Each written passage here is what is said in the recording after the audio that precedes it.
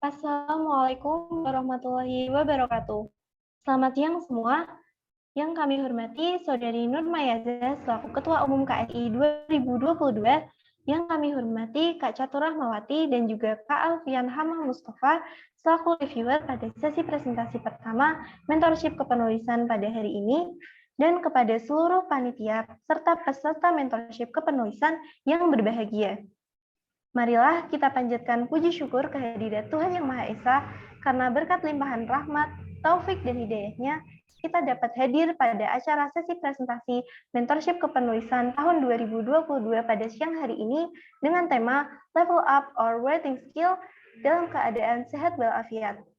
Tak lupa, salawat dan salam senantiasa kita haturkan kepada junjungan kita, Nabiullah Muhammad SAW, yang kita nantikan syafaatnya di yaumul akhir nanti.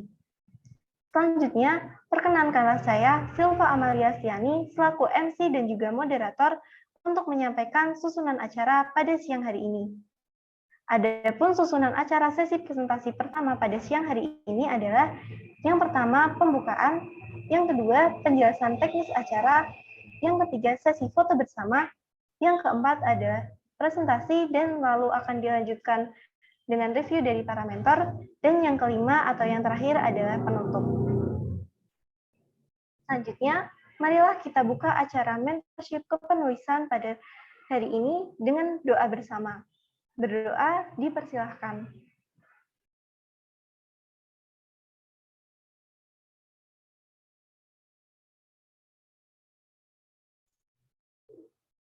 Berdoa tidak pernah dicukupkan.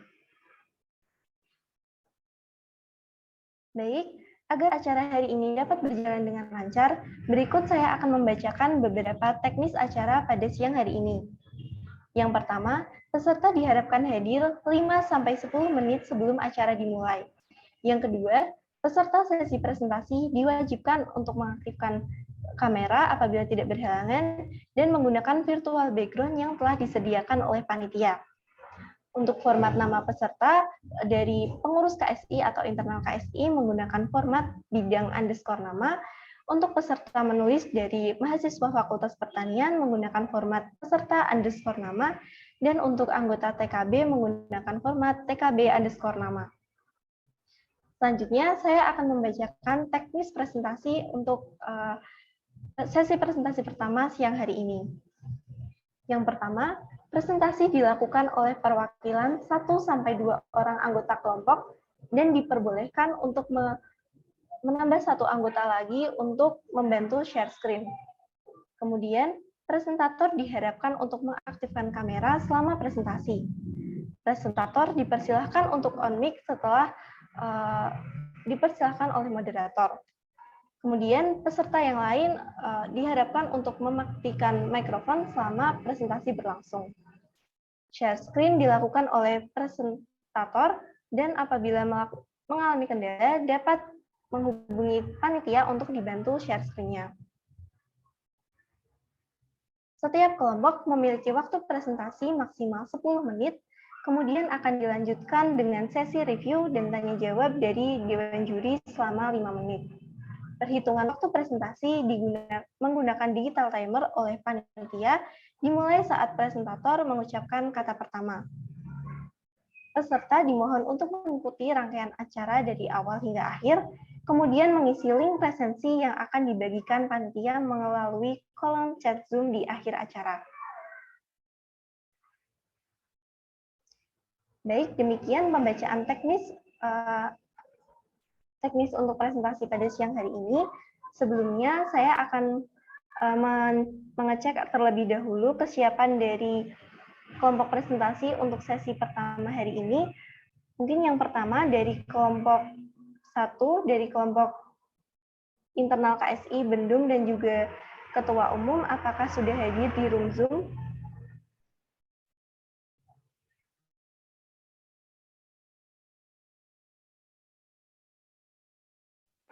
Sudah. Baik, terima kasih. Kemudian untuk kelompok kedua dari KWU atau Kewirausahaan Internal KSI, apakah sudah ada di room Zoom? Sudah. Baik, terima kasih. Berikutnya untuk kelompok 3 dari bidang PPM, apakah sudah ada di room Zoom?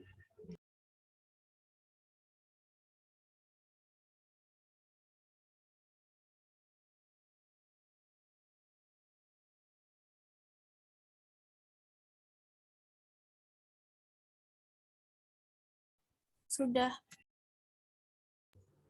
Baik, terima kasih. Kemudian untuk kelompok terakhir dari perwakilan bidang sekretaris, apakah sudah ada di room Zoom?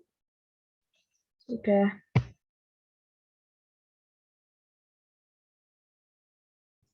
Baik, terima kasih atas kehadirannya untuk keempat kelompok. Sebelum acara presentasi dimulai, dimohon untuk seluruh peserta menyalakan kamera terlebih dahulu untuk sesi foto bersama yang akan saya aba-aba.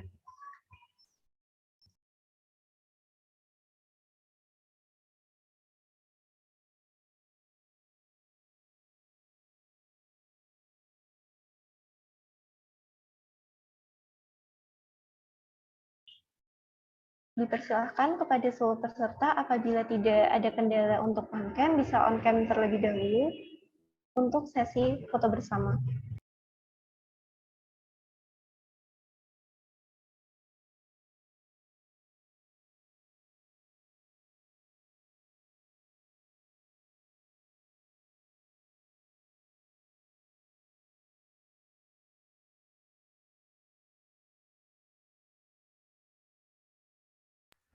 Baik, foto bersama akan saya aba-aba ya. 1, 2, 3. Untuk slide berikutnya. 1, 2, 3. Terima kasih atas partisipasinya, teman-teman.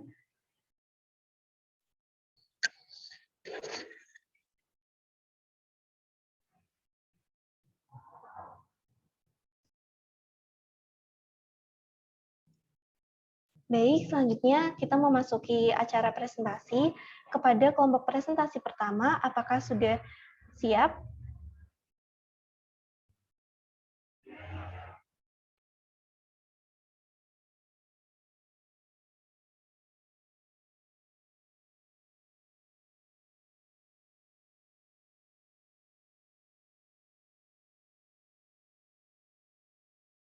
Untuk presenting bisa minta tolong panitia. Oh, baik, Kak. Sebentar.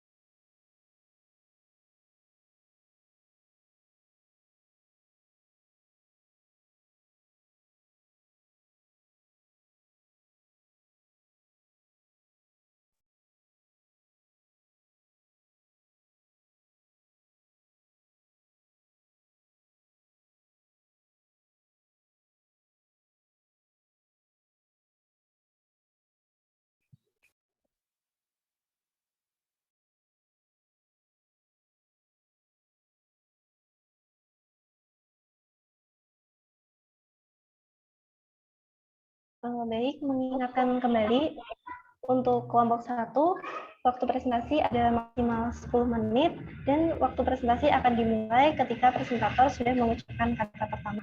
Kepada kelompok 1, waktu dan layar saya persilahkan.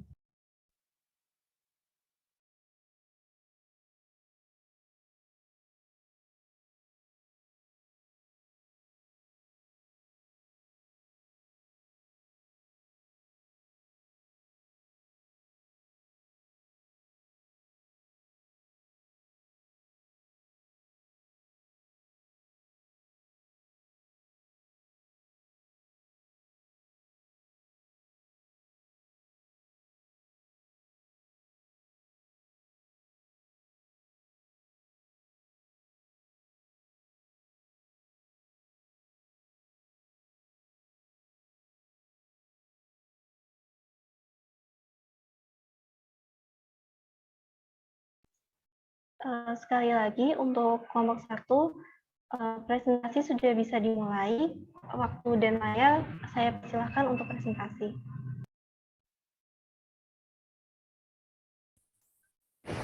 Permisi, apakah suara saya masuk? Sudah, Mbak, sudah masuk.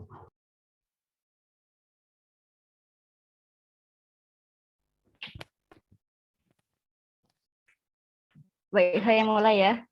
Minum segelas air hangat, biar manis tambahlah coklat. Assalamualaikum Dewan Juri yang terhormat. Siang saya makin semangat.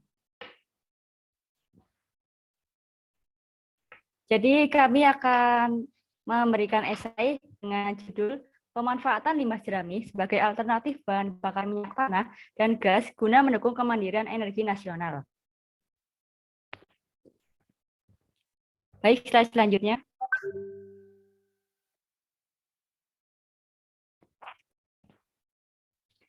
Kelompok kami terdiri dari 5 anggota yang dianggotai oleh Mbak Maya selaku Ketua Umum KSI, kemudian ada Grefta, Kabid Kebendaraan, kemudian saya sendiri Anida Rahma, dan Tiara, kemudian Fania dari Agroteknologi 2021. Saya selanjutnya.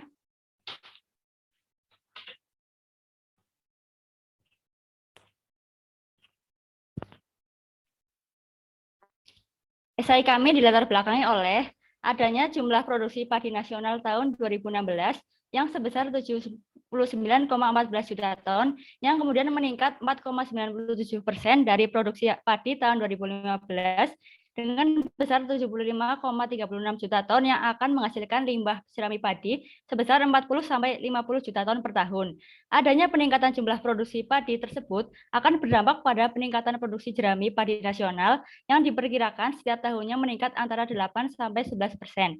Dengan peningkatan jumlah jerami padi akan berdampak pada meningkatnya jumlah limbah pertanian dan pencemaran lingkungan akibat pembakaran jerami padi tersebut. Kemudian, energi tak terbarukan seperti energi fosil semakin krisis seiring dengan meningkatnya kebutuhan manusia. Salah satunya adalah bahan bakar minyak tanah. Dikarenakan kebutuhan energi tidak diiringi dengan kebutuhan energi yang tersedia dari bumi, maka diperlukan energi alternatif pengganti bahan bakar fosil. Salah satunya adalah sumber karbon minyak tanah yang dapat dibuat melalui jerami padi. Slide selanjutnya.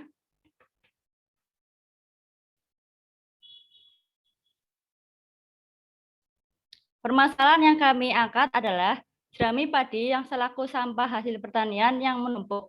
Kemudian keberadaan jerami padi sisa hasil dari panen tanaman padi yang keberadaannya hanya menjadi sampah tanpa adanya pengolahan lebih lanjut. Selanjutnya,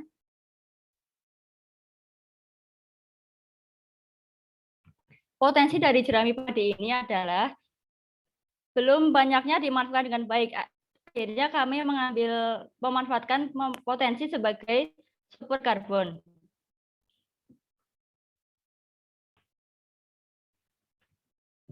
Selanjutnya akan dijelaskan oleh salah satu teman saya. Baik, kemudian selanjutnya solusi yang kami angkat untuk mengatasi permasalahan kali ini adalah dengan memanfaatkan limbah jerami sebagai alternatif bahan bakar minyak tanah dan gas untuk mendukung kemandirian energi nasional. Selanjutnya, berikut merupakan sedikit penjabaran mengenai topik yang kami angkat. Yang pertama, superkarbon merupakan bahan bakar karbon dalam bentuk briket yang diproduksi dari limbah bahan organik maupun turunannya yang masih mengandung sejumlah energi. Kemudian, superkarbon ini diolah dengan menggunakan alat dan bahan baku yang mudah didapat dan relatif murah. Superkarbon dapat dimanfaatkan menjadi sumber energi untuk keperluan rumah tangga maupun industri yang dapat diperbarui. Manfaat lain dari superkarbon karena superkarbon dapat dimanfaatkan menjadi bahan bakar pengganti yang ramah lingkungan.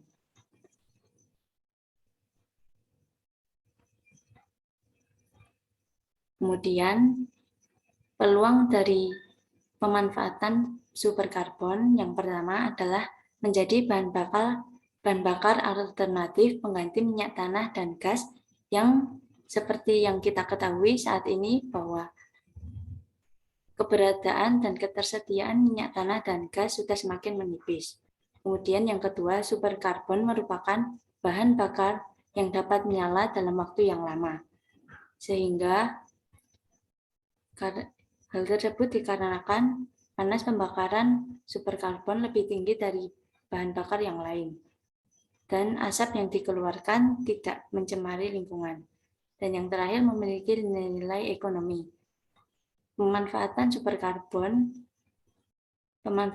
jerami menjadi superkarbon dapat dijual oleh produsen pembuat superkarbon sehingga dapat menghasilkan laba atau keuntungan bagi produsen.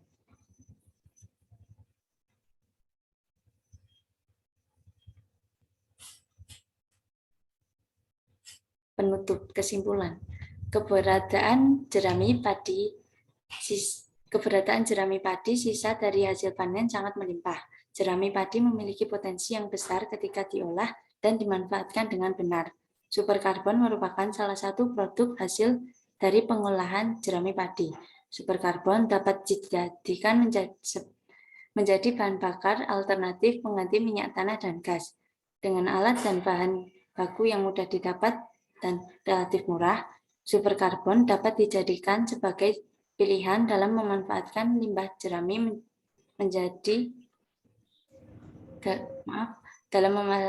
memanfaatkan limbah jerami padi serta mendukung kemandirian energi nasional. Rekomendasi: produksi superkarbon dapat dijadikan sebagai pilihan dalam memanfaatkan limbah jerami padi. Dalam proses produksinya, mutu dan kualitas harus diperhatikan agar produk yang dihasilkan juga berkualitas baik dan memiliki nilai jual.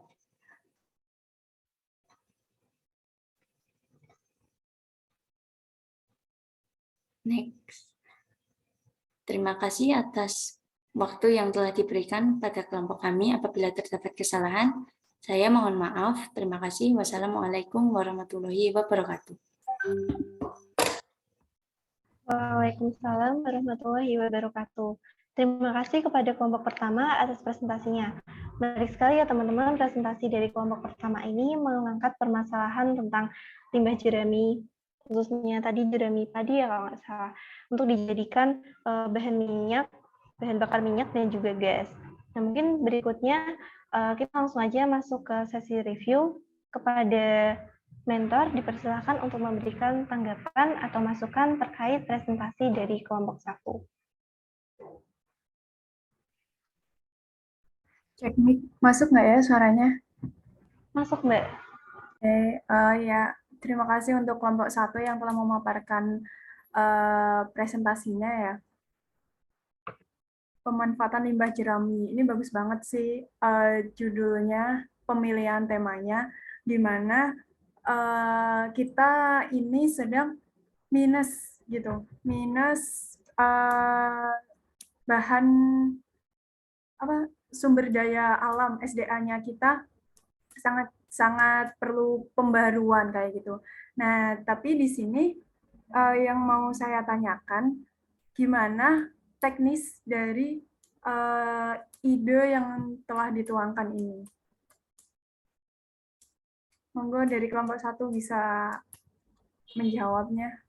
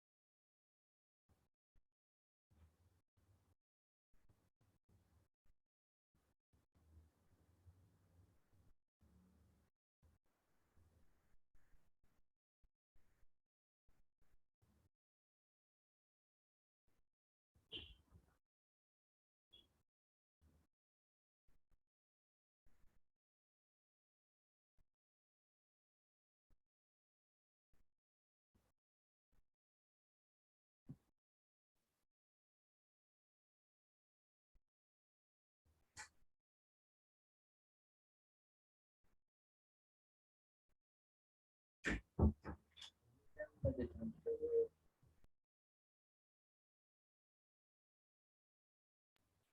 kelompok 1.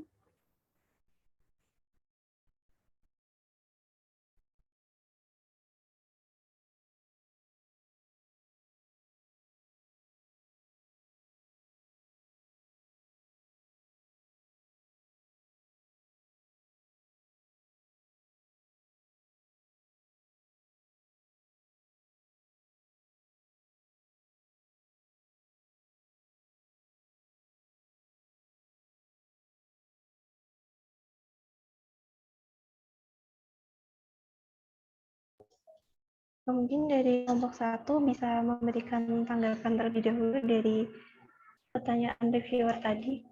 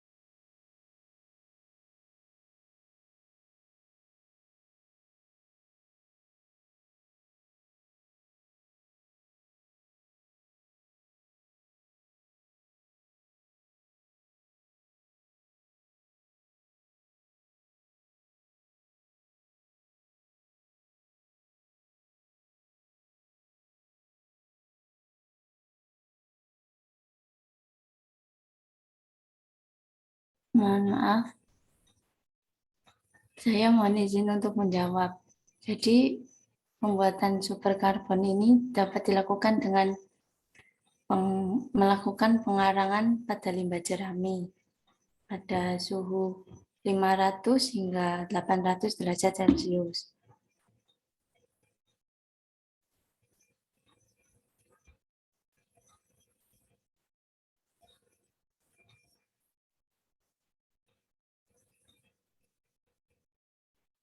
Kemudian dilakukan aktivasi secara kimia dengan menggunakan H3PO4. Gitu.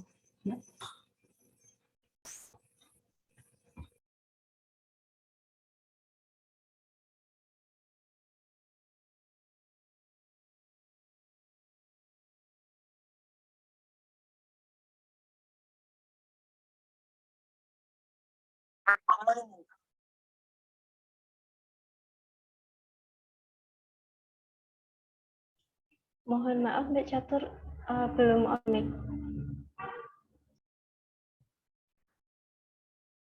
Iya. Oke, terima kasih buat kelompok 1 yang telah menjawab. Mungkin itu dari saya. Silakan untuk mungkin dari Alfian, reviewer selanjutnya. Iya. Halo Mbak Cintar, ketemu lagi Mbak. Ketemu lagi ya di Alfian. Iya, secara aman ya ketemu ini. Renian. Iya, oke. Kalau dari aku tadi baru join soalnya Mbak, habis asistensi mungkin dilanjut dulu aja nggak Mbak? Iya, baru join aku Mbak soalnya. Oke.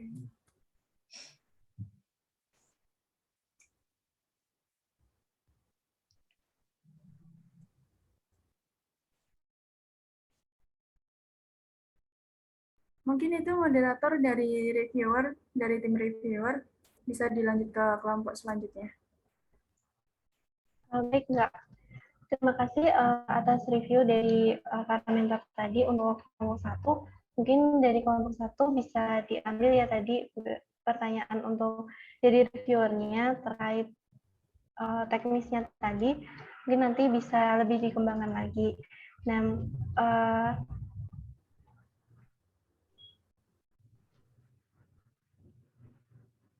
selanjutnya kita langsung saja ke presentasi kelompok berikutnya, yakni kelompok 2 dari bidang KWU.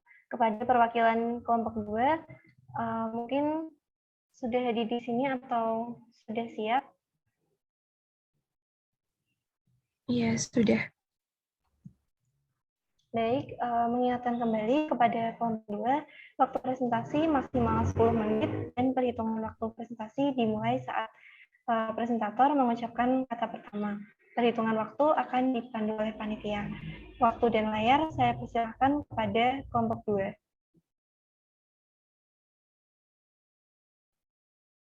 Baik, terima kasih atas waktunya. Sebelumnya, Assalamualaikum warahmatullahi wabarakatuh. Selamat siang teman-teman semua. Di sini aku, Latifah, dan juga nanti ada Monica yang akan mewakili dari KWU untuk mempresentasikan hasil dari diskusi dari bidang kewirausahaan. Di sini kami membuat judul itu pemberdayaan masyarakat Desa Menjing melalui pemanfaatan limbah ternak. Next.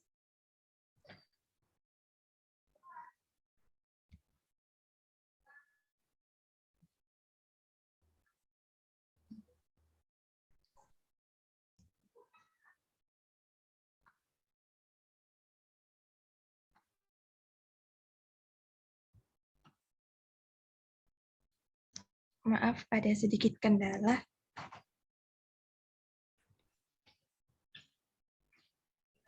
Jadi mungkin sebelumnya akan saya perkenalkan dulu anggota dari kelompok kami. Yang pertama itu ada Irdan Muzaki, kemudian ada Ashifa Rahma, ada Maulana Hasan Yusuf, dan juga saya, Latifah Dita Cahyani. Next. Dan selanjutnya ada Intani Febriana, Raisda Ika, dan juga Monica Triana Dewi. Di sini kami akan membahas 6 konten. Yang pertama itu ada latar belakang, yang kedua ada permasalahan, yang ketiga ada potensi dan juga solusi, yang keempat ada deskripsi, dan kelima peluang, dan yang terakhir ada penutup. Baik, untuk yang pertama yaitu latar belakang. Desa Menjing sendiri terletak di Kecamatan Jenawi, Kabupaten Karanganyar, yang desa ini juga merupakan desa binaan dari KSI ya, yang memiliki kekayaan alam yang sangat melimpah, terutama untuk ternak, dan juga ada UMKM pembuatan jamu di sana.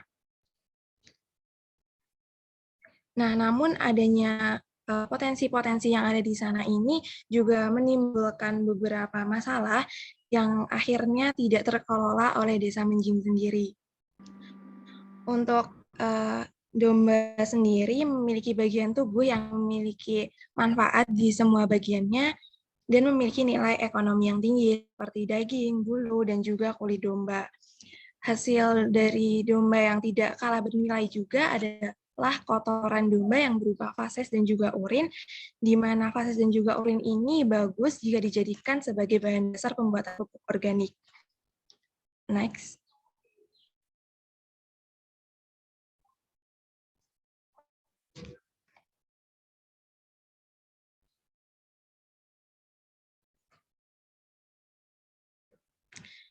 Nah, seperti yang sudah disinggung tadi bahwa adanya potensi, adanya banyak ternak dan juga adanya UMKM jamu di sana, akhirnya menimbulkan permasalahan-permasalahan.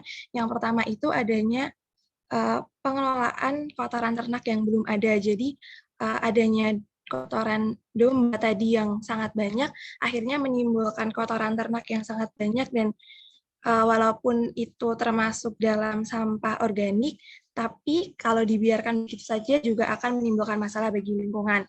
Nah, selanjutnya ada pengalokasian sumber daya manusia agak susah karena tidak menetap di Menjing. Nah, di sini masih kurangnya kesadaran masyarakat di sana tentang apa potensinya dan juga permasalahan yang di sana yang akhirnya belum terselesaikan.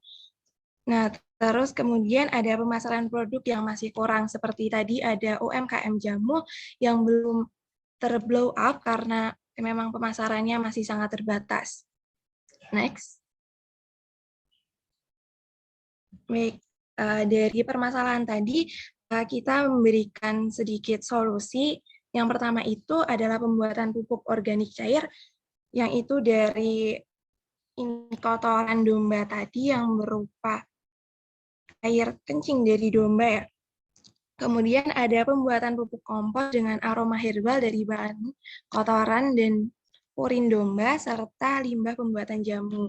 Jadi pupuk kompos ini pembuatannya memadukan antara limbah dari ternak dan limbah dari UMKM jamu sendiri. Sehingga ini memanfaatkan limbah yang ada di sana sehingga memberikan inovasi yang berbeda. Next.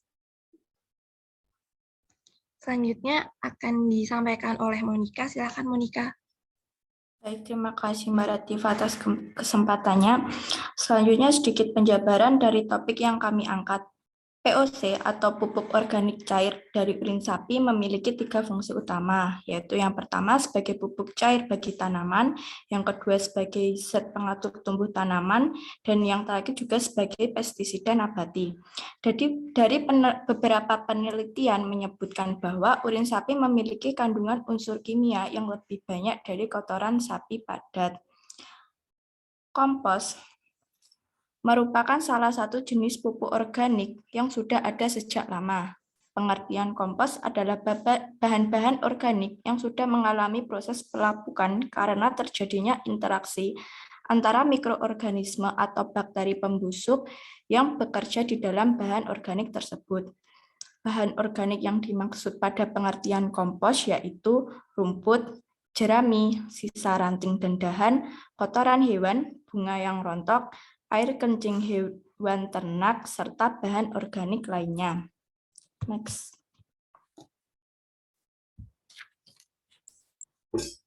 Selanjutnya, peluang apa yang bisa kita manfaatkan dari potensi yang ada di Desa Menjing ini, yaitu pembuatan POC atau pupuk kandang tentunya menjadi peluang karena memanfaatkan limbah sehingga termasuk dalam banyaknya kebutuhan pupuk di wilayah sekitar dan banyak keresahan dari petani yang kesulitan mendapat pasokan pupuk, menjadikan pupuk organik ini dapat menjadi alternatif bagi petani. Produk pupuk kandang yang memiliki aroma jamu juga menjadi peluang tersendiri karena biasanya pupuk kandang memiliki aroma yang kurang sedap. Next. Kesimpulan yang dapat kita ambil dari topik yang kami angkat adalah pemberdayaan kelompok peternak di Desa Menjing salah satunya dapat dilakukan dengan membantu masyarakat dalam pembuatan pupuk organik cair dan kompos. Dengan begitu, beberapa permasalahan seperti limbah peternakan yang menimbulkan polusi udara dan kurangnya pasokan pupuk bagi para petani dapat teratasi. Kemudian, manfaat yang didapat dari pemberdayaan ini antara lain mampu mengurangi jumlah limbah, mencegah adanya pencemaran udara, dapat memperbaiki sifat tanah yang rusak, dan berpeluang sebagai usaha UMKM baru di desa tersebut. Maka dapat disimpulkan bahwa solusi atau usulan terkait pemberdayaan dengan cara membantu masyarakat dalam pembuatan pupuk cair dan kompos ini perlu dipertimbangkan penerapannya di Desa Menjing. Next. Baik, cukup sekian dari presentasi dari kelompok kami. Apabila ada kesalahan, kami mohon maaf yang sebesar-besarnya. Wassalamualaikum warahmatullahi wabarakatuh. Saya kembalikan ke moderator. Waalaikumsalam warahmatullahi wabarakatuh. Terima kasih kepada kelompok 2 atas presentasinya. Presentasi dari kelompok 2 ini menarik sekali ya teman-teman karena mengangkat permasalahan yang nyata adanya dari sebuah desa. Ini di Desa Menjing, desa yang merupakan mitra dari KSI juga. Nah, di sini kelompok 2 mengangkat tentang pengolahan dari sisa UMKM jamu ya tadi dan juga pengolahan kotoran dari ternak. Mungkin bisa dilanjut untuk sesi review dari para mentor. Kepada para mentor, Kak Catur dan juga Kak Alfian, waktu dan layar saya persilahkan.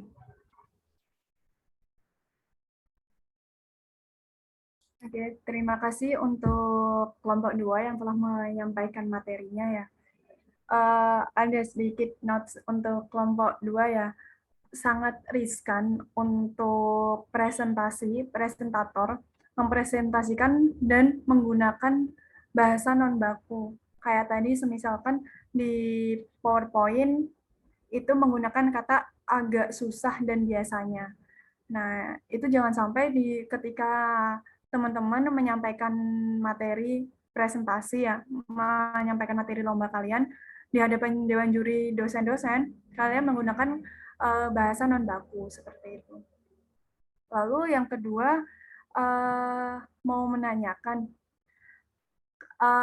penggunaan pupuk organik cair ini tuh sebenarnya bagus banget gitu. Kedepannya prospeknya itu bagus banget, di mana semakin banyaknya makanan-makanan non sehat ya, dan juga pupuk-pupuk kimia yang itu sangat berpengaruh pada kesehatan manusia. Nah, POC ini kan sebenarnya sangat solutif untuk menjawab apa yang menjadi keresahan masyarakat saat ini kayak gitu. Namun ada garis bawahnya, kenapa petani itu susah gitu. Petani itu sangat susah untuk menerima pupuk organik. Mereka memilih pupuk kimia karena dirasa pupuk kimia ini pertumbuhannya lebih cepat gitu dan memberikan hasil yang signifikan untuk hasil panen mereka. Nah, langkah-langkah dari kelompok 2 ini gimana caranya petani bisa menerima bahwa pupuk organik ini sebenarnya lebih bagus, better dari pupuk kimia seperti itu. Langkah-langkah dari teman kelompok 2 ini seperti apa? Baik, terima kasih Mbak Catur atas pertanyaannya. Kalau menurut kami untuk meyakinkan petani mau menggunakan pupuk organik ini, sebenarnya kita membutuhkan komunikasi yang baik kepada mereka. Caranya untuk itu tuh kita menggunakan bahasa-bahasa dari petani, terus kemudian memberikan bukti bahwa penggunaan pupuk organik ini sebenarnya bagus seperti itu. Mungkin lebih ke cara penyuluhan yang baik gitu, Mbak.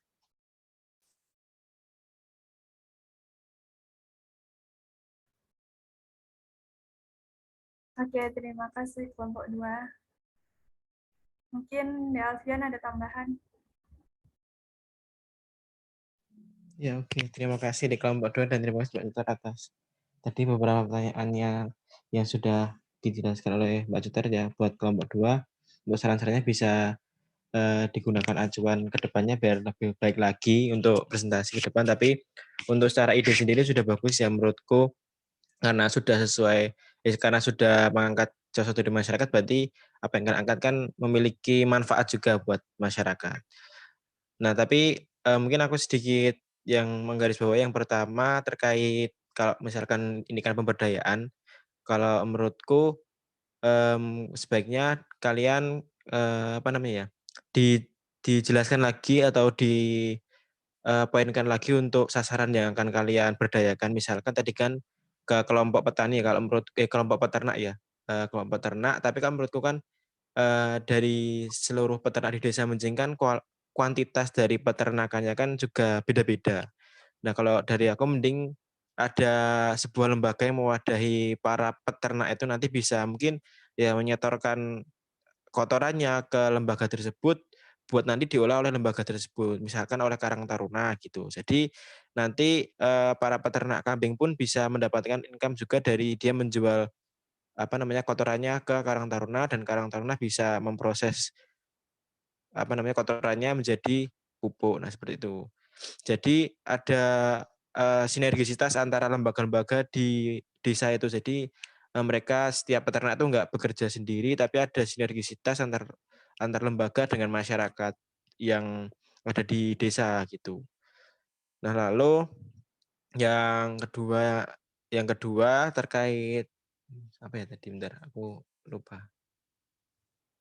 Terkait apa namanya data statistik. Jadi mungkin aku tadi belum melihat misalkan dari mungkin tadi ada di potensi ada itu ya apa namanya banyak peternak kambing. Itu peternak kambingnya berapa itu bisa diberikan jumlah, maksudnya ya ada 25 peternak kambing ataupun ada berapa peternak kambing, dan kalau bisa dibuat juga dari dari tiap peternak ataupun dari satu desa itu produksi kotorannya berapa yang sudah ada, misalkan per bulannya segini kotoran berapa ton satu desa, itu bisa dicantumkan karena itu untuk data statistik sangat penting ya buat suatu karya tulis ilmiah karena lebih akurat, biar lebih akurat dan bisa terpercaya gitu.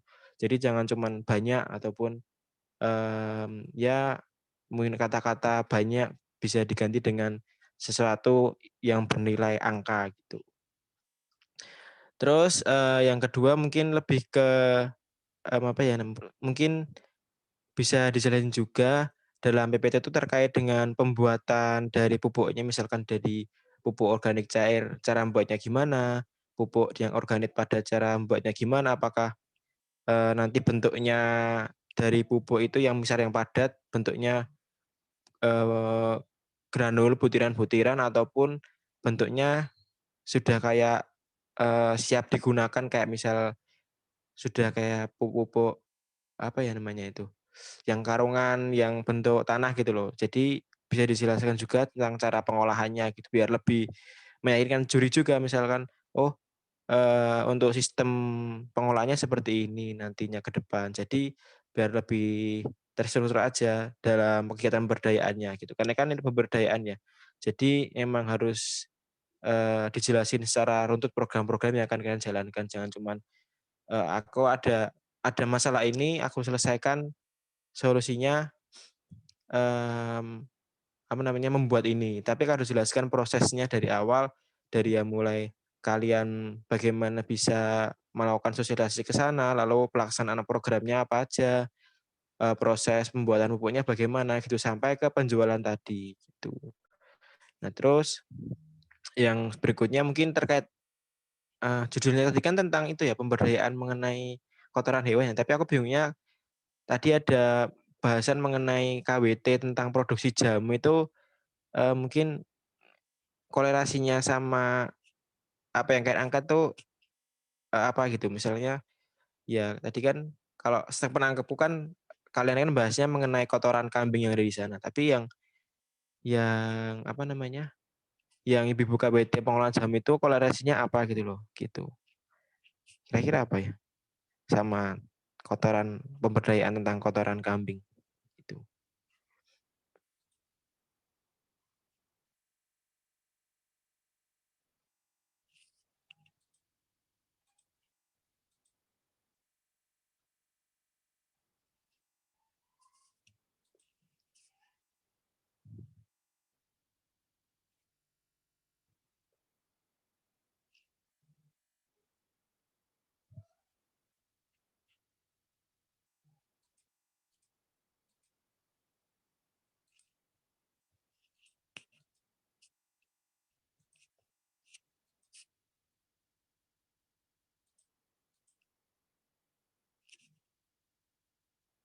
Baik, terima kasih Mas Alfi atas pertanyaannya.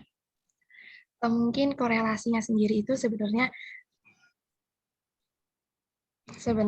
di KWT-nya ini kan nanti ada limbahnya. Nah, limbahnya itu juga kita jadikan sebagai bahan untuk pembuatan pupuk kompos, yang mana pupuk komposnya itu memiliki aroma dari jamu itu. Nah, mungkin kesalahan dari kami juga tidak menyertakan KWT-nya ini di dalam judulnya, jadi terkesan tiba-tiba memunculkan ini kayak gitu. Terima kasih. Oke, terima kasih atas tanggapannya dari kelompok 2 ya. Nah, itu sih mungkin itu aja kalau dari aku. Jadi apa yang kalian sampaikan di situ sebelumnya mungkin bisa terkait judul bisa juga disebutkan gitu, karena kalau misalkan dari judul nggak ada tiba-tiba diisi ada kan nanti jadi kaget sebenarnya pokok bahasanya itu apa gitu loh gitu. Jadi misal mau bahas kotoran kambing ya kotoran kambing aja gitu. Bahas satu tapi bisa optimal daripada kalian bahas banyak dan nanti malah membuat juri bingung kan, kurang efektif dan mungkin bisa menurunkan nilai kalian di mata juri gitu. Mungkin dari aku itu aja. Dari Mbak Cutar mungkin ada tambahan lagi, Mbak. Mungkin kalau dari aku juga udah cukup.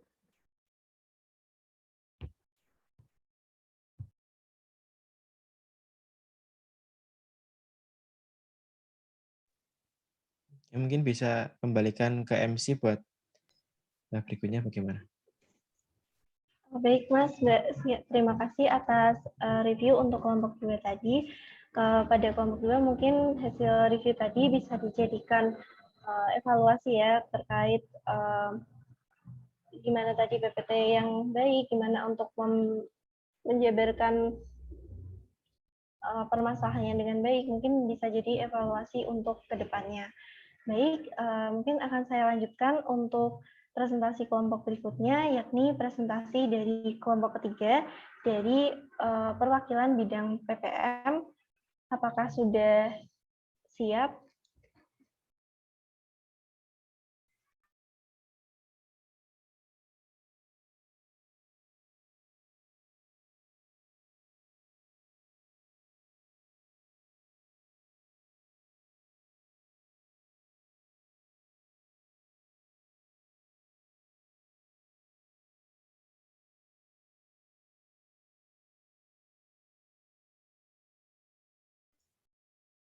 Sekali lagi kepada kelompok ketiga bidang PPM, apakah perwakilan untuk presentasi sudah siap? Sudah. Baik, terima kasih. Saya akan ingatkan kembali kepada kelompok ketiga, waktu presentasi maksimal 10 menit dan waktu akan terhitung saat presentator sudah mengucapkan kata pertama. Kepada kelompok ketiga, waktu dan layar saya persilahkan.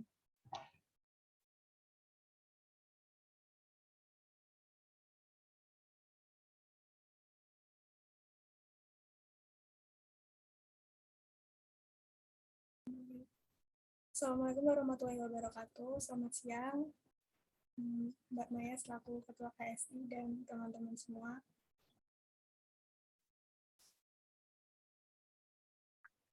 Selamat siang. Kami akan menyampaikan Endopart beras analog difortifikasi Stegosaurus sp sebagai diversifikasi ketahanan pangan di era new normal.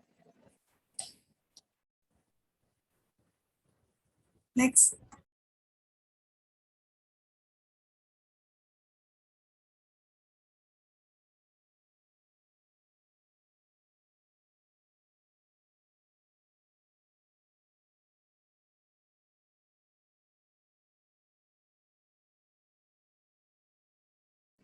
Next slide.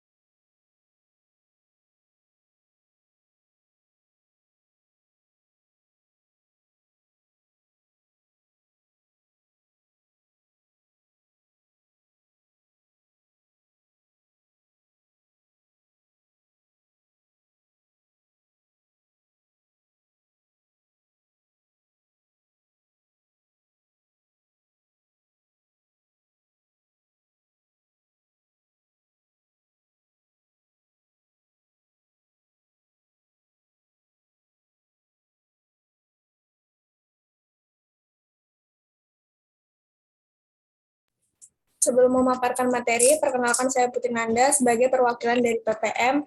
Kemudian ada anggota di bidang PPM yaitu Farasaikal, Nafiah, Indah Evitasari, Ana Wahyuningsih, Tri Kurnianingsih, Barudin Trilaksono, Ade Widya Putri, Giandar, Lutfi Anindya, Dea Amelia Dwi, dan Nur Latifah. Next.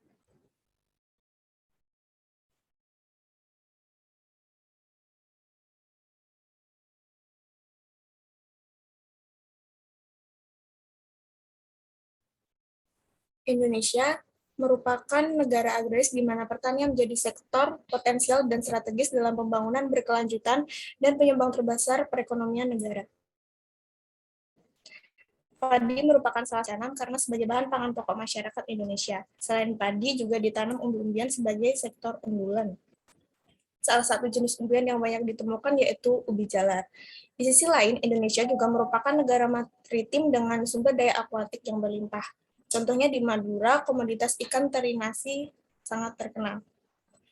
Ketergantungan masyarakat Indonesia pada padi dapat menimbulkan masalah pangan kebutuhan nasional, sehingga diperlukan alternatif pengolahan sumber daya pangan non-beras untuk menjaga stabilitas pasokan bahan pangan di masyarakat. Next.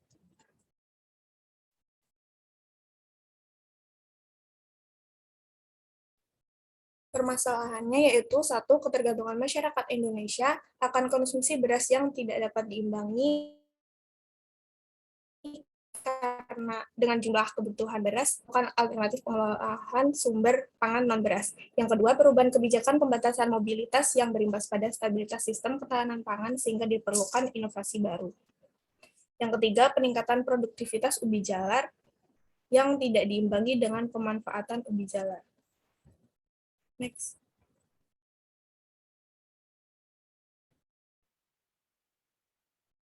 Solusi lahan tersebut yaitu yang pertama, mencari jalan alternatif pengolahan non-beras untuk menjaga stabilitas pasokan bahan pangan. Yang kedua, block part atau produksi beras analog berbahan ubi sebagai jalan alternatif menjaga ketahanan pangan.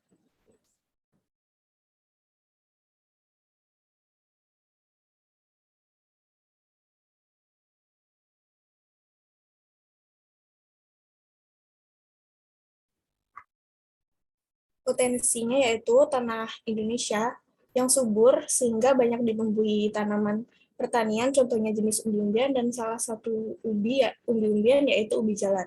Ubi jalar memiliki kandungan karbohidrat yang kompleks dengan nilai indeks glikemik yang rendah. Namun diversifikasi produk ubi jalar masih terbatas dan masyarakat hanya mengonsumsi ubi jalar sebagai bahan pangan cadangan. Ubi jalar tersebut perlu dibudidayakan dan agar dapat diolah kembali dan menjadi bahan pangan pokok yang diminati oleh masyarakat. Indonesia juga merupakan negara maritim yang kaya akan sumber akuatiknya. Salah satu contohnya komoditas ikan teri nasi yang terkenal di Madura. Ikan teri nasi memiliki sumber protein dan dengan jumlah lebih tinggi dibandingkan protein pada hewan lainnya.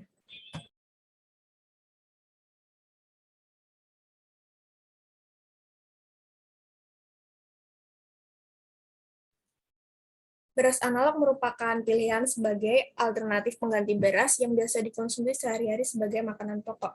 Beras analog adalah beras yang diolah dari bahan non-padi yang memiliki kandungan karbohidrat hampir sama, atau bahkan bisa lebih dari beras padi.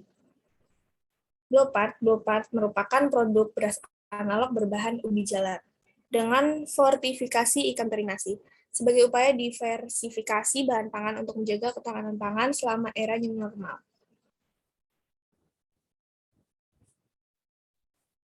Peluang yang ditemui yaitu satu, peluang untuk pemanfaatan beras analog yaitu satu, mengatasi ketahanan pangan melalui diversifikasi bahan pangan. Kedua, menurunkan risiko diabetes dan obesitas karena indeks glikemiknya yang rendah. Yang ketiga, alternatif beras yang lebih sehat karena kandungan gizi dapat diatur sesuai bahan baku yang digunakan.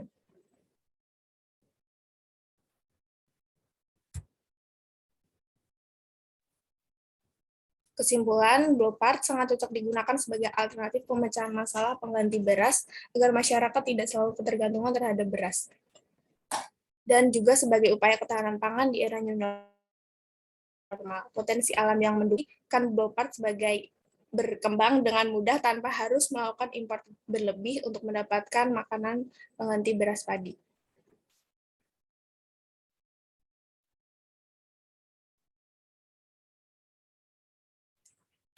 Rekomendasikan yaitu dalam menjaga ketahanan pangan diperlukan alternatif pengolahan sumber pangan dan beras yang berkelanjutan seperti Blowpart. Perlunya dukungan dari pemerintah guna mengembangkan dan menyukseskan produk Blowpart ini sudah harus menjadi upaya pemerintah dalam menangani ketergantungan beras dan sebagai peningkatan nilai produk olahan hasil pertanian dengan memaksimalkan dan mengefektifkan produk BOPAT dengan melakukan pengujian di beberapa wilayah di Indonesia. Sekian dari kami. Terima kasih atas perhatiannya. Saya kembalikan kepada Ensa.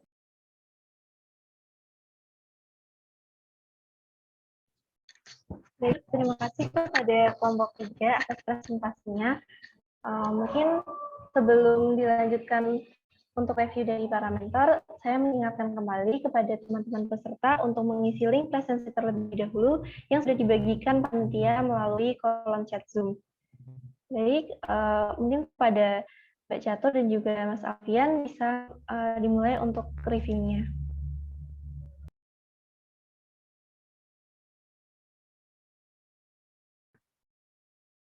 Oke, terima kasih untuk kelompok 3 yang telah menyampaikan materinya. Judulnya sangat bagus dan idenya juga bisa diterapkan gitu ya. Tapi di sini ada notes untuk kelompok 3, penggunaan judul di KTI ataupun ISA ya, misalkan. Itu usahakan menggunakan jenis dari bahasa Latin itu sendiri, dari bahasa ilmiah itu sendiri. Tadi kan ada penggunaan Steloporus. Nah, ini masuk jenis apa seperti itu. Jadi jangan sampai judul ini menjadi ambigu. Ini termasuk jenis jamur kah, bakteri kah, atau apa gitu. Jadi disertakan dengan bahasa Latinnya juga seperti itu. Lalu tadi untuk PowerPoint-nya sendiri diusahakan jangan full of text, jangan terlalu banyak tulisan seperti itu. Jadi benar-benar poin-poin yang mau disampaikan. Nah, untuk materinya sendiri usahakan untuk menguasai dari apa yang mau disampaikan seperti itu. Nah, untuk pertanyaannya untuk kelompok 3, kenapa pemilihannya di era new normal seperti itu? Padahal sebenarnya ketahanan pangan ide yang disampaikan oleh kelompok 3 ini bisa digunakan untuk masa depan kayak gitu. Itu kenapa? Terima kasih.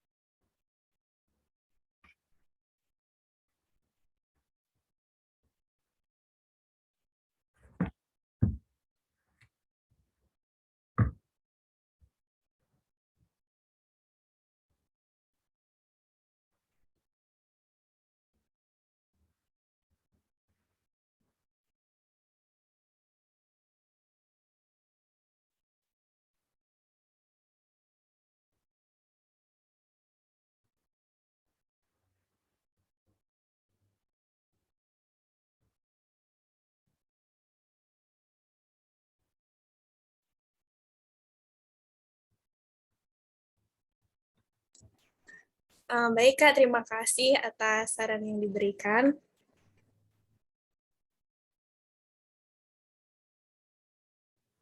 Untuk mengapa pemilihannya di era new normal, karena lebih baik membenarkan yang saat ini ada dulu. Karena saat ini kan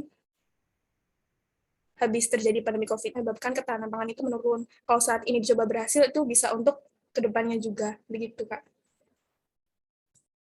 Nah, untuk hal itu juga usahakan disertai data yang ada kayak gitu. Jadi ada latar belakang yang menguatkan seperti itu. Dan bahkan semuanya tuh saintifik ya, semuanya usahakan by data. Jangan sampai hanya angan-angan ataupun prediksi kayak gitu. Usahakan semuanya by data seperti itu.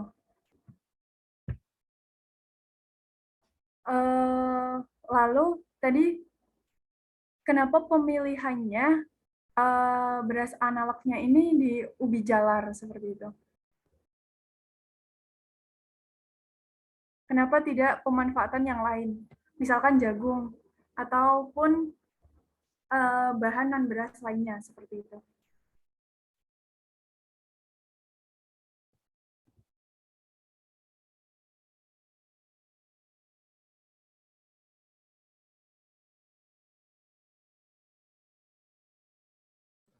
Karena ubi jalar itu kan sebenarnya produksi di Indonesia kan banyak, tapi pemanfaatannya kurang begitu, Mbak. Jadi bahan yang digunakan itu ubi jalar. Ya, tadi disertai daerahnya nggak ya? Di mana pemanfaatan yang masih minus di mana daerahnya kayak gitu?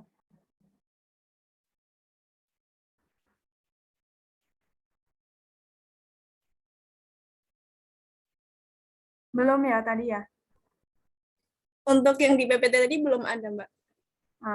Ya usahakan itu juga disertai daerah tertentu gitu ya, yang itu menguatkan. Seperti misalkan di Indonesia di daerah Madura, dia penghasil ubi jalar terbesar di Indonesia. Nah, itu bisa menguatkan juga dari latar belakangnya teman-teman kayak gitu. Jadi semuanya terstruktur, semuanya saintifik, dan semuanya terkerucut ke daerah masing-masing seperti itu. Mungkin itu dari saya. Mungkin De Alfian ada tambahan. Oke. Baik, terima kasih buat teman-teman dari kelompok berapa ini ya? Tadi udah jelasin banyak ya, sama dikupas sama Mbak Cutar, banyak banget. Betul banget dari Mbak Cutar tadi terkait bahwa ini kan karya tulis ilmiah. Jadi kalau misalnya karya tulis ilmiah itu emang sebenarnya harus saintifik dengan disertai data-data yang ada gitu. Misalkan jumlah ubi jalarnya banyak itu berapa gitu. Jadi harus berapa, mungkin dari Indonesia sendiri berapa ton untuk produksi dari ubi jalar. Dan benar banget dari Mbak Cutar tadi, kalau bisa sih dikerucutkan dari daerah suatu tempat yang memang itu menghasilkan menghasilkan hasil pertanian itu gitu. Jadi itu emang jadi nggak ambigu nanti juri ngelihatnya untuk dari produk ini nanti emang benar-benar penting untuk diproduksi karena jumlahnya segini dan belum termanfaatkan. Dan untuk untuk pemanfaatan sendiri menurutku juga udah cukup bagus ya untuk diversifikasi dari padi. Mungkin aku ingin tanya sedikit aja tentang pemilihan dari Blowpart tuh, pemilihan nama Blowpart itu dari mana gitu? Kenapa milih Blowpart gitu, Mbak? Nama-nama yang lainnya gitu.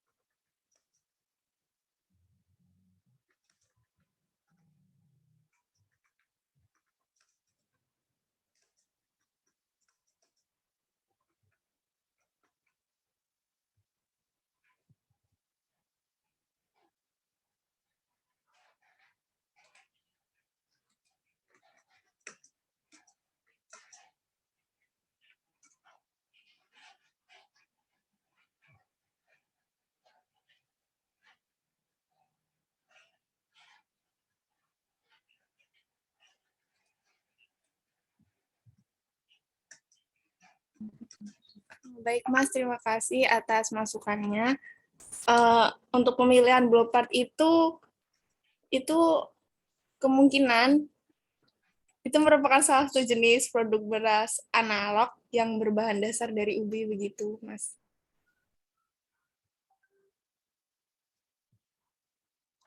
Oke, terima kasih penjelasannya. Berarti, oh iya, paham. Ya kalau bisa nanti mungkin kalian buat nama produk sendiri yang mungkin dari bahan sama, tetapi kalian rekayasa menjadi suatu yang merupakan ide kalian tuh mungkin lebih bisa menarik juri nanti gitu. Sama mungkin jangan lupa juga ini kan berupa produk, jadi kalau misalkan ada terkait cara pengolahan tuh bisa lebih bagus lagi biar memang juri nanti enggak ambigu buat takaran buat blow-part-nya berapa, untuk umbi jalarnya, sama untuk bahan yang satunya lagi tadi berapa gitu. Berapa bahan yang digunakan biar jadi blow-part yang memang benar-benar sesuai sama tujuan kalian gitu. Mungkin dari aku itu, barangkali ada tambahan lagi dari Mbak Cetar. Ya, mungkin dari saya juga udah cukup.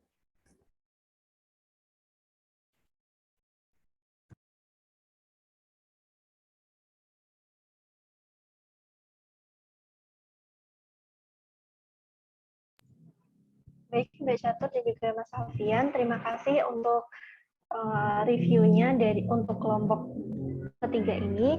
Mungkin langsung saja ya kita lanjutkan untuk presentasi kelompok terakhir pada sesi pertama presentasi mentorship kepenulisan siang hari ini, yakni presentasi dari kelompok keempat, perwakilan dari bidang internal KSI, bidang sekre.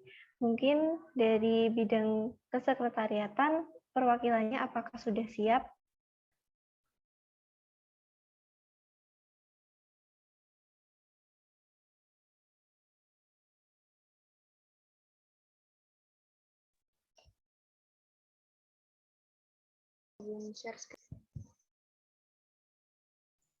Baik, silahkan.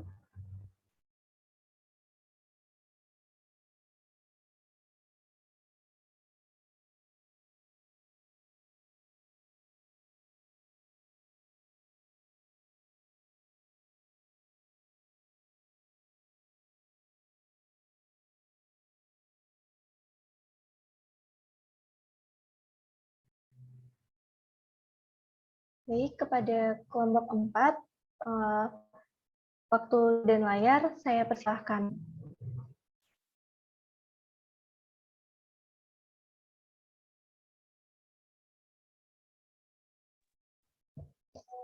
Baik, terima kasih kepada MC atas kesempatan yang telah diberikan. Rofi Nur Hanifah, mewakili teman-teman dari kelompok 4, akan mempresentasikan sebuah esai dengan judul Mitra Tani sebagai aplikasi pemecah masalah permodalan pada sektor pertanian. PPT ini juga disusun oleh teman-teman yang lainnya, yaitu Rizka Elvina, Siti Ashley, Hanifati Rosada, Hanaya Sahnas, dan Chandika Rizky Amalia.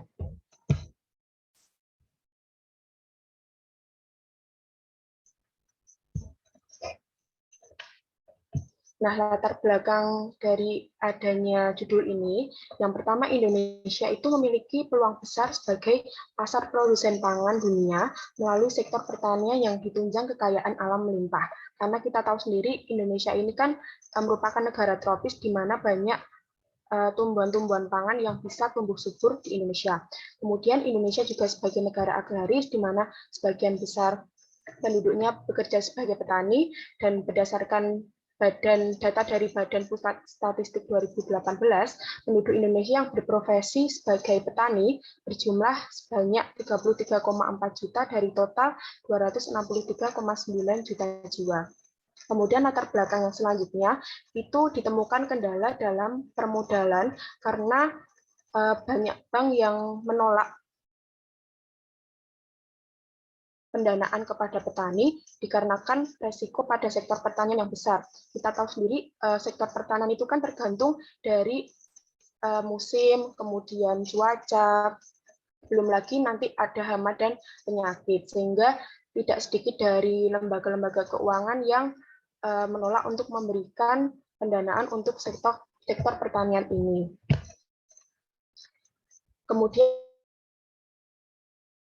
muncul seperti yang telah disebutkan tadi, yaitu petani kekurangan modal dan sulit mendapatkan pendanaan. Juga adanya risiko besar untuk pendanaan sektor pertanian oleh bank.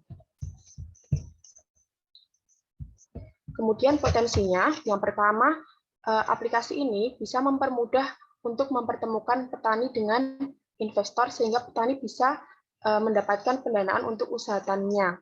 Yang kedua, petani dapat berkomunikasi dengan pihak bank dan investor tanpa adanya batasan tempat dan waktu. Kemudian juga dapat membantu dalam pemulihan pembangunan ekonomi di Indonesia karena diharapkan aplikasi ini dapat meningkatkan pendapatan petani di Indonesia. Nah, solusi dari adanya permasalahan tersebut yaitu dengan adanya aplikasi Mitra Tani. Mitra Tani sendiri adalah sebuah aplikasi yang dapat diakses secara online layaknya platform pada umumnya. Mitra Tani menggunakan konsep sharing ekonomi yang melibatkan petani, investor, dan lembaga keuangan bank. Mitra Tani juga dapat mempertemukan pemberi pinjaman dan penerima pinjaman dalam rangka melakukan perjanjian pinjam-meminjam dengan menggunakan sistem elektronik dan jaringan internet. Untuk deskripsi lebih lanjutnya sebagai berikut, Mitra Tani merupakan konsep pengembangan sektor pertanian di Indonesia menggunakan konsep sharing ekonomi, yang dalam konsep ini itu melibatkan peran petani, investor, dan pihak lembaga bank. Alasan menggunakan sektor pertanian sebagai objek dalam konsep ini adalah dengan mengoptimalisasi sektor pertanian dapat membantu mendukung perekonomian nasional, terutama menjadi pemasok bahan pangan dan penyumbang devisa negara melalui ekspor komoditas non-migas, serta penghasilan sebagian rakyat Indonesia bergantung pada sektor pertanian ini. Konsep dari Mitra Tani akan memunculkan sebuah aplikasi yang dapat diakses secara layaknya beberapa fitur yang ditawarkan oleh Mitra Tani, yaitu meliputi fitur pilihan sektor pertanian yang terdiri dari pertanian sendiri, peternakan, dan perkebunan. Fitur usaha tani yang berisi profil usaha para petani, fitur profil usaha tani yang berisi deskripsi dari usaha tani, fitur tambahan yang berisi menu daftar mitra, daftar usaha tani, fak, registrasi, dan masuk atau login. Kemudian peluangnya antara lain, yang pertama banyaknya penggunaan internet pada saat ini sebagai media promosi. Jadi dengan semakin berkembangnya internet itu bisa digunakan sebagai media promosi dari aplikasi ini. Kemudian juga dapat mempermudah pinjam-meminjam hanya dengan menggunakan smartphone. Kemudian juga bisa menjadi solusi petani yang kesulitan mendapatkan pembiayaan dari bank. Selain menguntungkan petani, aplikasi ini juga diharapkan dapat mempermudah investor, menguntungkan investor untuk dapat menginvestasikan dananya kepada usaha petani. Kesimpulannya, aplikasi Mitra Tani merupakan platform guna mempertemukan pihak petani dengan pihak investor yang akan melakukan pembiayaan pada usaha tani. Mitra Tani memiliki beberapa fitur, meliputi fitur pilihan sektor pertanian, profil usaha tani, daftar mitra, fak, registrasi, dan login. Implementasi dari Mitra Tani diperlukan kerjasama antar beberapa pihak agar kegiatan pemberdayaan dapat dilakukan secara maksimal. Untuk rekomendasi, kedepannya Mitra Tani menjadi terobosan baru dan utama sebagai solusi untuk bank melakukan pembiayaan pada sektor pertanian tanpa harus mengkhawatirkan risiko kerugian yang besar yang akan ditanggung oleh bank, serta meningkatkan kesejahteraan petani. Sekaligus sebagai bahan rujukan pemerintah untuk mengoptimalisasi sektor pertanian untuk membantu pemulihan pembangunan ekonomi di Indonesia. Terima kasih. Sekian dari kelompok kami. Apabila terdapat kekurangan, mohon dimaafkan.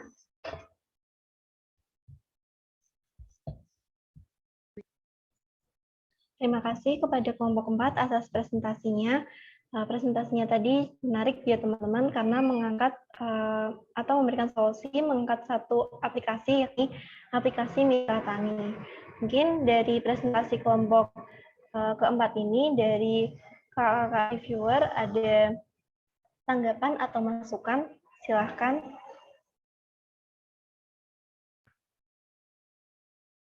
Ya, terima kasih untuk kelompok 4 yang telah menyampaikan presentasinya. Idenya bagus dan bisa dikatakan solutif untuk saat ini, di mana petani juga mungkin ada ketakutan tersendiri terhadap bank untuk meminjam ke sana ya, karena adanya riba dan lain sebagainya. Walaupun pemerintah sudah memberikan solusi dengan PNM, permodalan nasional madani, tapi itu untuk seluruh UMKM, bukan untuk petani kayak gitu. Nah, untuk kelompok 4 ini, apa yang membedakan aplikasi ini dengan aplikasi lainnya? Karena sebenarnya sudah banyak juga aplikasi yang serupa, seperti iGrow. iGrow ini dia berdampak ke sosial, aman, dan profitable. Nah, apa produk tawar apa yang diberikan oleh kelompok 4 ini kayak gitu?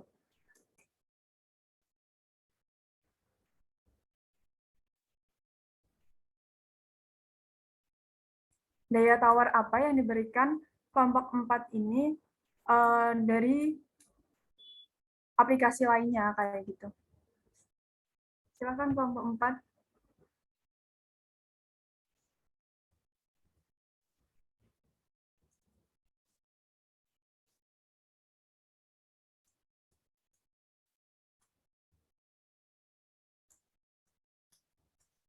Baik, izin menjawab. Mungkin untuk aplikasi ini itu bekerja samanya lebih ke dengan bank syariah gitu, sehingga akan lebih meyakinkan petani-petani bahwa sistem permodalan ini itu aman, terutama untuk petani-petani yang muslim seperti itu, Mbak. Nah, untuk produknya sendiri ini dikhususkan untuk keseluruhan petani atau memang berbasis syariah?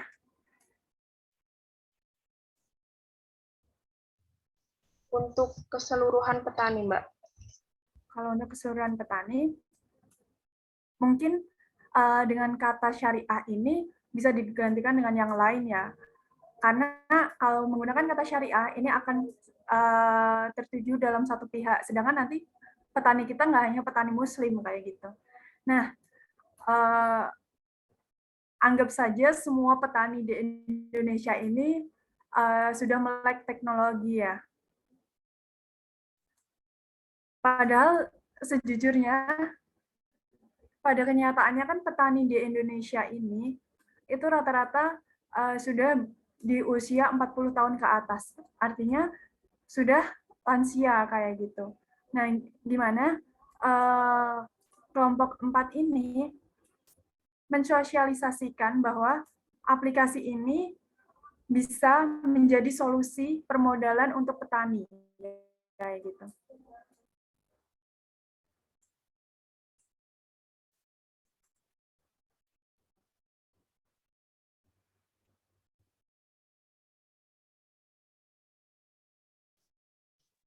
Mbak izin menjawab, mungkin lebih dimaksimalkan di penyuluhan pertaniannya. Jadi mungkin juga bisa bekerja sama dengan pemerintah supaya nanti masing-masing pemerintah daerah bisa memberikan sosialisasinya kepada petani dan memberikan seperti bagaimana mekanismenya, step by step-nya supaya bisa mengikuti atau masuk ke dalam aplikasi ini seperti itu, Mbak. Ya. Nah, untuk kelompok 4 sendiri ya, sebenarnya pembuatan aplikasi ini kan nggak hanya di tahap stakeholder aja ataupun pemerintahan, tapi ada di ranah teknologinya, di mana ada UI UX yang itu menampilkan bagaimana aplikasi ini bisa easy to see buat kita dan gampang digunakan oleh petani kayak gitu. Nah, kayak gitu juga harus diperhatikan ya. Jadi jangan sampai UI UX-nya ini nggak memudahkan petani untuk mencari apa tools-toolsnya yang lain seperti itu. Jadi hal seperti itu juga diperhatikan karena ini menyangkut juga dengan teknologi kayak gitu. Itu sih dari saya, mungkin dari De Alfian ada tambahan. Oke, baiklah. Sebenarnya aku izin off cam karena sini hujan dulu statusnya nanti putus-putus.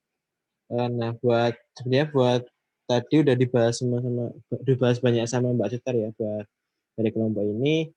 Mungkin aku sedikit nambah juga terkait dengan presentasi kalau bisa, karena ini merupakan aplikasi dan ada fitur-fiturnya. Nah, itu kalau saran dari aku apabila nanti diikutkan ke perlombaan, dibuat prototipenya terlebih dahulu desain prototipe tentang aplikasinya gitu. Jadi mungkin tadi desain halaman depan registrasi seperti apa, lalu desain beranda di fitur-fiturnya seperti apa, lalu nanti kalau masuk di bagian fitur-fiturnya desainnya seperti apa itu bisa dibuat kalau misalkan diikutkan perlombaan, karena itu akan menambah nilai, sangat-sangat menambah nilai, karena kalau misalkan ada prototipenya itu akan lebih bagus lagi kalau bisa ya, syukur-syukur buat aplikasinya. Tapi kalau misalnya aplikasi kan susah ya, jadi desain aplikasinya juga nggak apa-apa gitu. Biar juga ada gambaran mengenai aplikasinya ini seperti ini gitu, fitur-fiturnya ini dan bentuknya seperti ini gitu. Jadi bisa dilihat nanti mudah digunakan atau enggaknya dari prototipe tersebut gitu. Terus mungkin dari aku ingin tanya sedikit terkait tadi kan ini kan merupakan permodalan antara investor dan para petani. Nah itu buat sistem keuntungan nanti gimana ya? Sistem keuntungan antara petani dan juga pihak investor gitu.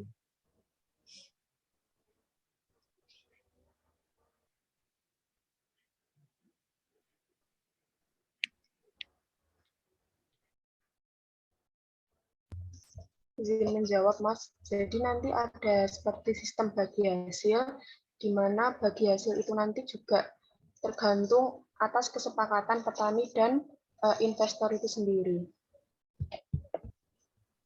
Oke, berarti nanti terkait keuntungan bagi hasilnya lebih ke investor dan petaninya ya, jadi nggak diatur dalam aplikasinya nanti. Oke, mungkin itu aja dari aku. Tadi udah dibahas banyak sama Mbak Sutar, mungkin ada tambahan lagi dari Mbak Sutar. Ya, untuk kalau dari saya mau menanyakan, ini jadinya kan aplikasi permodalan untuk petani.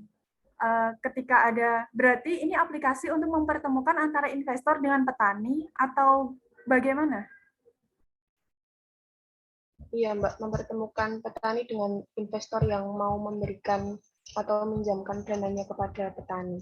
Oh, berarti dari aplikasi ini sendiri udah ada term and condition yang menjelaskan kalau misalkan dengan bagi hasil segini, investor dapat, misalkan term TOC-nya ya, itu ada 3. Ada mungkin bagi hasil 2,5%, 3%, 5%, itu sudah diatur seperti itu atau seperti apa ya?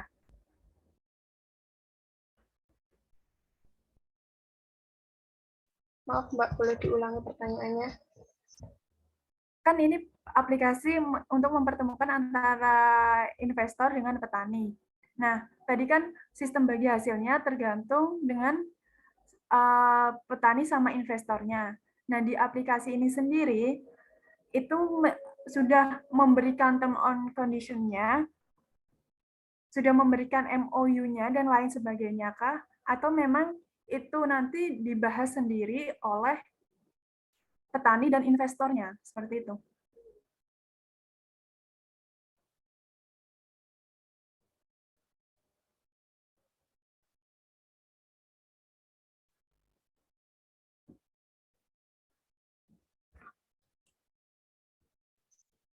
Mungkin itu, Mbak, ya tergantung dari petani dan investor itu tadi. Jadi aplikasi hanya untuk mempertemukan antar kedua pihak itu. Berarti ini ya, mereka sendiri gitu ya. Oke, terima kasih kelompok 4.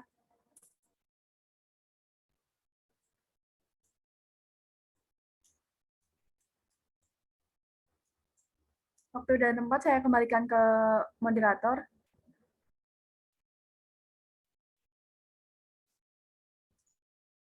Baik, terima kasih Mbak Catur dan juga Mas Alfian atas reviewnya untuk kelompok keempat. Semoga dengan review tadi dapat dijadikan bahan evaluasi ya untuk kelompok 4. Untuk moderator, bisa saya memberikan masukan sedikit untuk semua kelompok. Baik Kak, silahkan. Iya. Terima kasih ya untuk teman-teman semua yang sudah berpartisipasi. Semoga ide ini bisa teman-teman kembangkan. Jadi nggak stuck sampai di sini aja. Bisa benar-benar teman-teman ikutkan lomba ataupun kompetisi lainnya seperti itu. Nah, apa sih yang kurang dari sesi kali ini kayak gitu? Pertama, dari teman-teman semuanya yang sudah memaparkan materi, usahakan nanti pemahaman materi itu benar-benar dikuasai ya teman-teman. Jadi di sini saya rasa teman-teman pemahaman materinya itu masih kurang, penguasaan materinya itu masih kurang. Padahal di sini teman-teman yang memiliki ide, teman-teman yang berarti teman-teman yang paling menguasai isi materi itu kayak gitu. Jadi usahakan penguasaan materi ini benar-benar powerful kayak gitu. Lalu perhatikan juga durasi waktu yang diselenggarakan oleh penyelenggara kayak gitu. Sesuai misalkan waktunya 10 menit, ya gimana caranya 10 menit ini singkat, padat tapi jelas kayak gitu. Jadi jangan sampai 10 menit tapi nggak ada isinya sama sekali kayak gitu. Usahakan seperti itu. Nah, terus yang ketiga, ide-ide kalian di sini semuanya udah bagus-bagus, udah keren-keren. Monggo silakan dikembangkan lagi teman-teman. Misalkan kayak tadi ya sebuah produk, nah itu teman-teman beri judul yang itu beri nama teman-teman sendiri kayak gitu.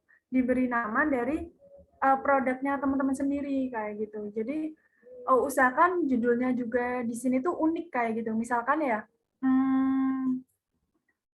penggunaan bahasa-bahasa Sanskerta kayak gitu. Misalkan beras apa disingkat menjadi semar atau apa kayak gitu. Jadi yang unik yang itu bisa langsung dilirik oleh juri kayak gitu.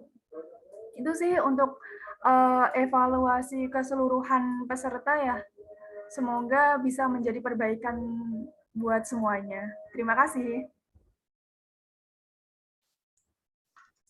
Terima kasih Mbak Catur atas masukannya untuk teman-teman secara keseluruhan.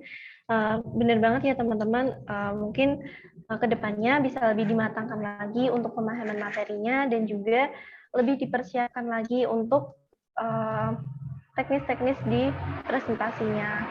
Kemudian karena setiap kelompok dari sesi presentasi pertama pada hari ini sudah menyelesaikan presentasinya dan juga sudah mendapatkan review dari para mentor, maka sesi presentasi hari ini kami cukupkan.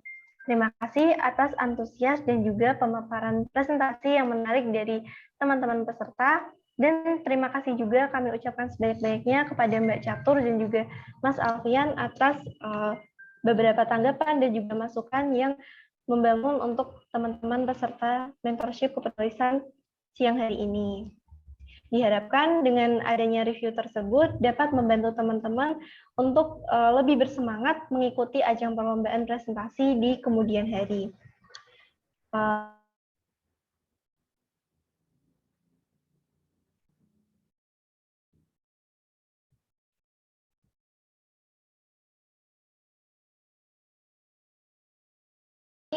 Penutupan.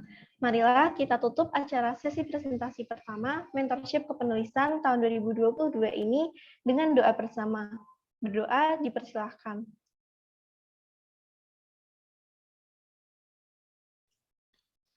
Berdoa dicukupkan. Saya mewakili seluruh panitia yang bertugas menyampaikan mohon maaf atas perkataan dan perbuatan yang kurang berkenan kepada seluruh partisipan acara siang hari ini. Akhir kata, wassalamualaikum warahmatullahi wabarakatuh. Kepada seluruh peserta, dipersilahkan untuk meninggalkan Zoom meeting dan mengingatkan kembali bahwa kita masih ada sesi presentasi kedua tanggal 24 April besok. Tetap semangat dan terima kasih. Terima kasih teman-teman semua. Semangat, semangat. Terima kasih teman-teman semuanya. Semangat ya. Ayo dieksekusi ide-idenya. Iman dong Terima sampai kasih. sini. Bagus-bagus sudah nih Mbak ya. Sehat-sehat ya guys, sehat-sehat juga Mbak Tutar. Yo, sehat-sehat di Alfian, sehat-sehat teman-teman semuanya. Izin live group ya, live group, live Zoom. Ya, terima kasih kembali juga Mbak untuk reviewnya dan juga nasihat-nasihatnya tadi. Semoga bisa jadi manfaat buat teman-teman semua. Amin, ya sama-sama.